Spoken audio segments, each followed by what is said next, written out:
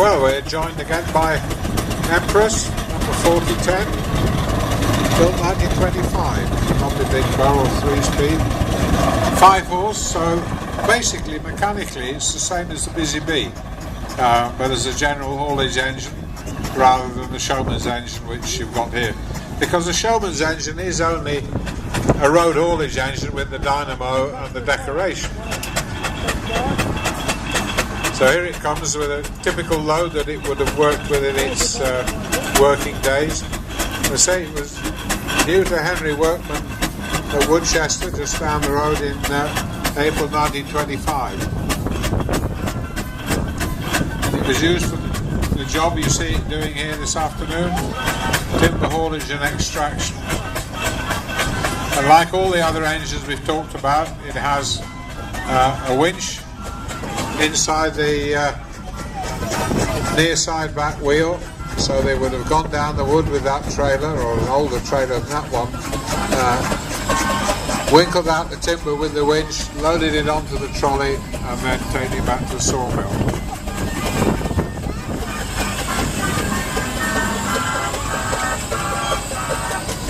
They sold the engine in 1941 to Jesse Vines, a well-known engine dealer. If you coming out of Gloucester going south onto the M5, just before the last roundabout there on the left hand side, you'll see a yard that's now used by Eric Vick Transport. That was Hardwick Garage where Jesse Vines operated from in years gone by. From a barrel engine that was cut up locally. In 1977 it went up to Sheffield. Martin Burr bought it, who was well-known North Country engineman, a very fine engineer who did a lot of restoration work on it before it came back down to Peter Brown at Woodchester, and he and young Ed and the rest of his gang have done a fabulous job on it. Look on the Steam 2 websites for us to follow it, and so we look forward to seeing it appearing here, and I think this is the first time it's really been out in public since the restoration was complete, and it does look a picture.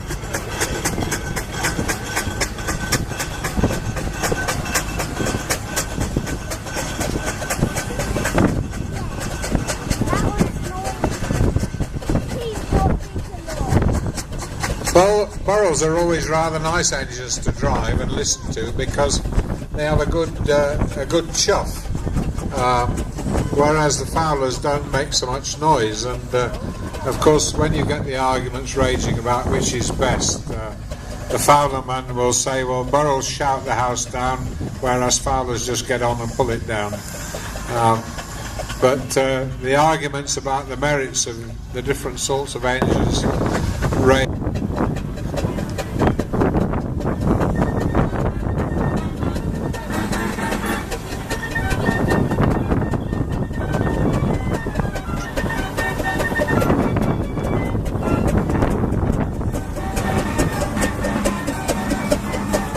Oh, we got another Morrow Road loco now. They're coming in thick and fast. John O'Gaunt, Barnaby Newton.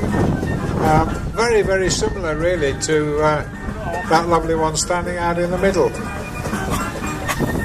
That was new in 1927 to a Mr. Taylor, who was a timber merchant over in Norwich.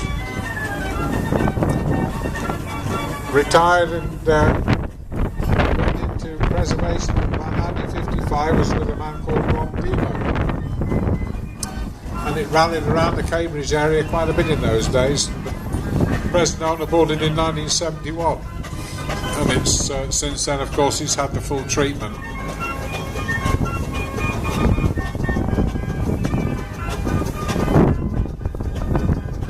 It isn't very often that you'll see two Burrells that are as very much alike as those two are.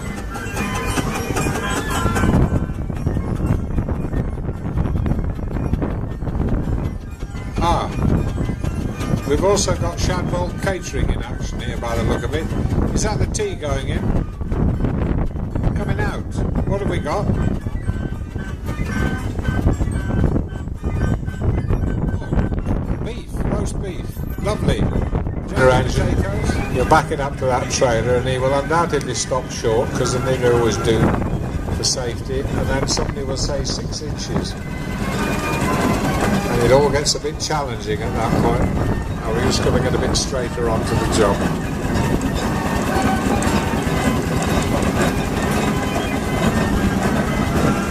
That's it. Back she goes. Nice and steady, hopefully.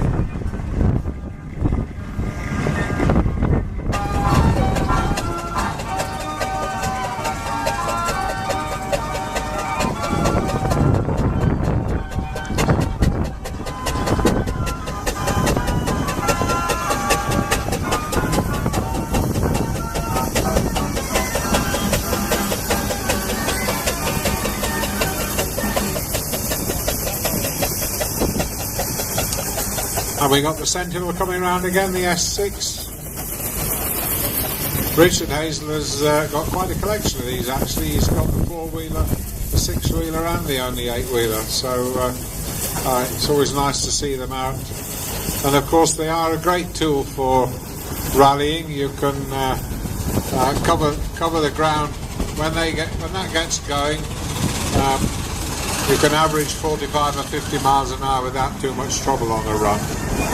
The late Dan Doncaster used to go up to Shropshire for the rally up there at August Bank Holiday, and on the Monday night he would help collect the kit up around the rally field with the Sentinel, gathering up the posts and the fencing and so on, and then they'd clean the fire and do the night run back down to home on the outskirts of London during the small hours of the morning. Night trunk is down.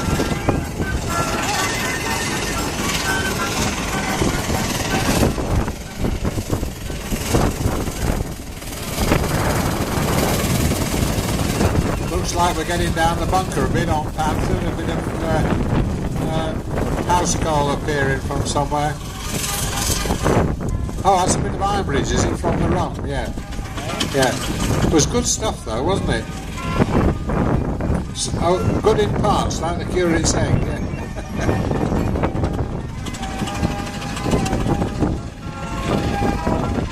We're very fortunate actually coal-wise in that they reopened this Welsh site, Fosse Finn, which produces quality Welsh coal from an open cast site.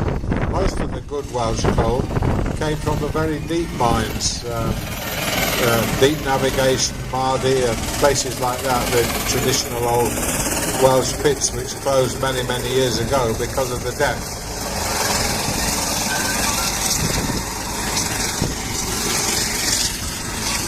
But they reopened this site because there's a power station at Aberthaw in South Wales which is still in service, but it can only burn Welsh coal. So as long as Aberthaw keeps going, hopefully we'll have a supply of this good Welsh coal, because you can see none of the other engines are producing any significant amount of smoke at all.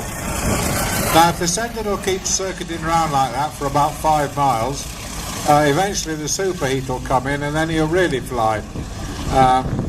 But it's a bit like having a baby. I don't know what they were officially rated for, probably about 10 or 12 ton, but the later ones had steam brakes, of course, which were quite good as long as they were maintained. But the snag with the steam brake was you pressed the pedal and you counted to 3 very slowly before anything happened, and that's a long time when you see a crisis looming.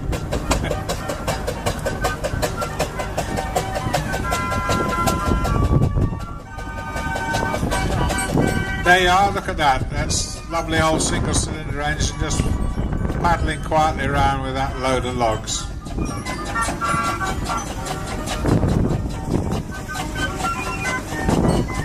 Suddenly the load has increased. I can't understand why. The roller's having a rest in the middle. I was talking earlier on about weights of rollers and how different councils wanted different weights. It would vary. Most common sizes being 8 ton, 10 ton or 12 ton. And when my dear old friend John Crowder, because it's only living accommodation, doesn't carry a load, so it doesn't count as a trailer when it's behind a steam engine. Neither does a water car, and neither does the trailer as long as it's only got coal on.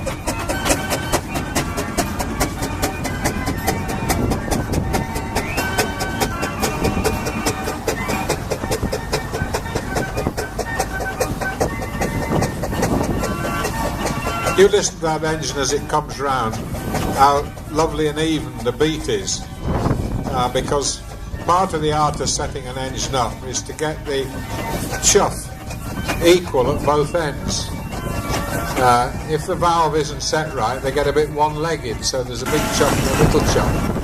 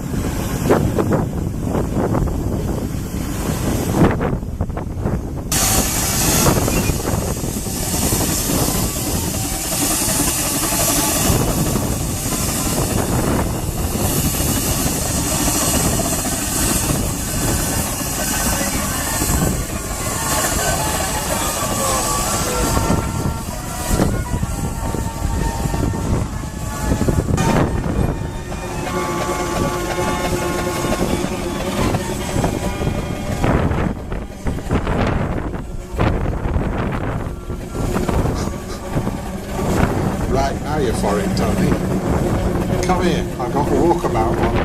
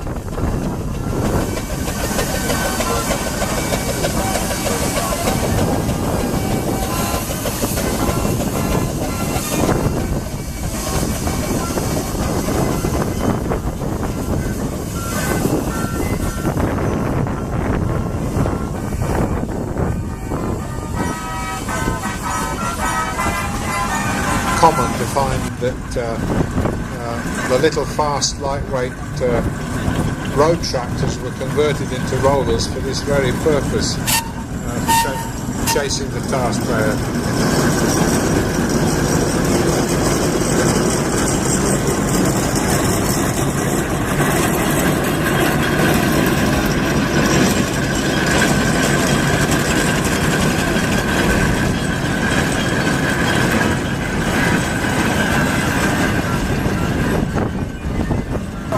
Well, you need the same thing with a steam engine because there is no lubricity in the actual steam, the water. So to make sure the piston doesn't seize up, you have to lubricate it. And that little gadget up on the top there is delivering little tiny shots of oil into the cylinder block so that it's picked up in the steam and then it's carried forward into the cylinders to lubricate the cylinders as it goes. So it's a vital part, and it's on all the engines in one form or another. Some of them may still have the displacement lubricators of old, but most of them have got a mechanical lubricator. You can see it there on the little Fowler as it comes round. It's that pale blue square thing just behind the whistle and a bit lower down, and you'll find they've all got this lubricator on which puts a tiny little squirt of oil into the steam, thus lubricating the cylinders. And if you stop that feeding, by the time you've gone once round this ring, the engine will be starting to squeak because the cylinders will be going dry.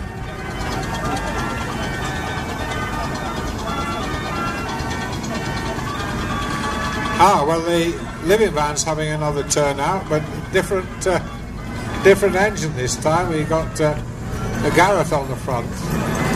George Rogers, of course, was showman in this part of the world, and this is probably very typical of the sort of caravan he would have had in the early days, as we talked about it earlier, that lovely external ribbed van that Patrick Edwards has. But it's having another ride out behind the little Garrett finish, as it's sometimes called. Such was their pride in their engines. Others will be quite happy to have a bit of paint slapped on and get it out to work and start earning some money.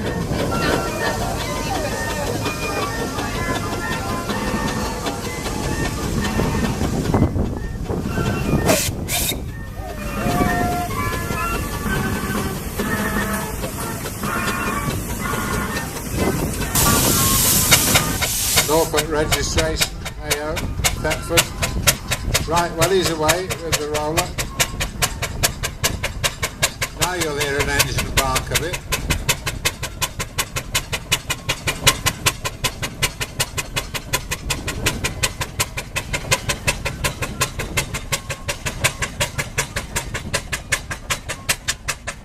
Sounds like a shotgun going off now.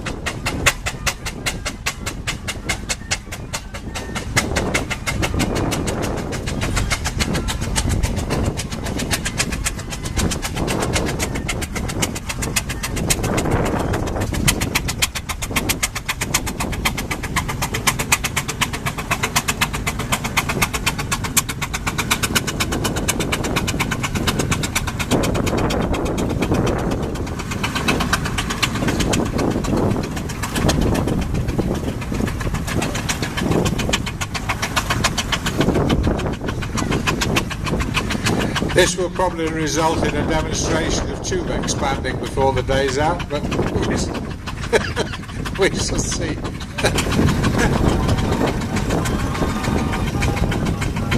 It must be a lot stronger than the Garrett. That's only pulling a tiny little trailer.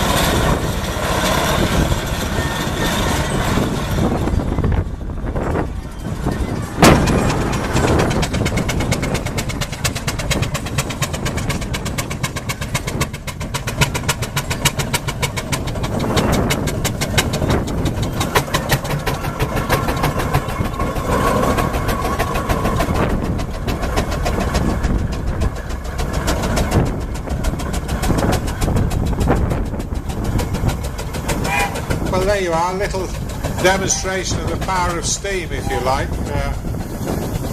The Wallace is helping at the moment, but when they think he's not looking on the roller, they'll shut off, probably start putting the brake on a bit as well. But you wouldn't believe that roller could get such a good grip on this field to take that round. I would emphasise, of course, this is all in a bit of fun. So he's done a fantastic job in rebuilding that engine and getting it up together. And of course, it's part of the McLaren lineup that was just out of the bottom end of the arena there, because finally today was the launch of the new McLaren book. Over the years, a gentleman called Michael Lane, the late Michael Lane, wrote the history of the principal manufacturers, and the one he never got round, he started, but sadly he wasn't able to finish it, was the McLaren book. And so John Wakeham and Henry took on the job of finishing the book off, and they did so, and it's here today, and it was launched today. Managed to get one of each size of the McLaren engine here, except for the 4-horse, but they got a 5-horse, 6, 7 and 8 and a 10, which was rather nice to see the lineup outside the marquee. And also another interesting McLaren product down there, the diesel conversion to the Fowler ploughing engine. If you go and have a look at that, Mark Walker's brought it along. There was a Fowler ploughing engine. It was steamed up to McLaren's works, where they took off the cylinder block and fitted it with a McLaren diesel engine, and then it was driven home as a diesel and continued working. And they were very, very effective machines in the work they did.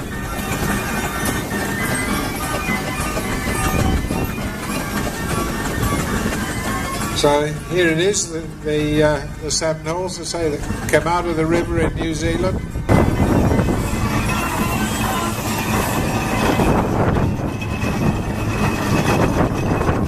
It's still got a few little bits and pieces to finish off on it, but basically it's there and it works, and it's a tremendous achievement. Typical, what I would call a colonial style engine with long distance very heavily. Barnaby Newton there with John Agorn, nice Borough Road loco, very typical of the that sort of Borough haulage engine. Now that is virtually the same as the Busy Bee, the one going round in front of it as far as mechanics and everything's concerned, albeit the Busy Bee has got the dynamo on the front and all the showman's fittings. One of the glamour girls of the steam world, as somebody once put it.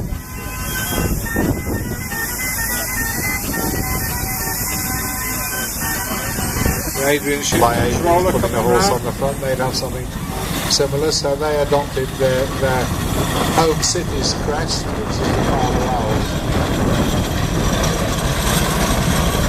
That engine was new to Skipton Council in Yorkshire, and it worked for them for many years before passing into preservation. Bits and bobs which were so typical of the road mending equipment of old. Another visit from the Yorkshire Steam Wagon, say one of the later products of the Yorkshire Wagon Company. Another Leeds company, as I mentioned earlier in the day. Leeds had, I think it was 27 different manufacturers of different sorts of steam engines when it was all in its heyday.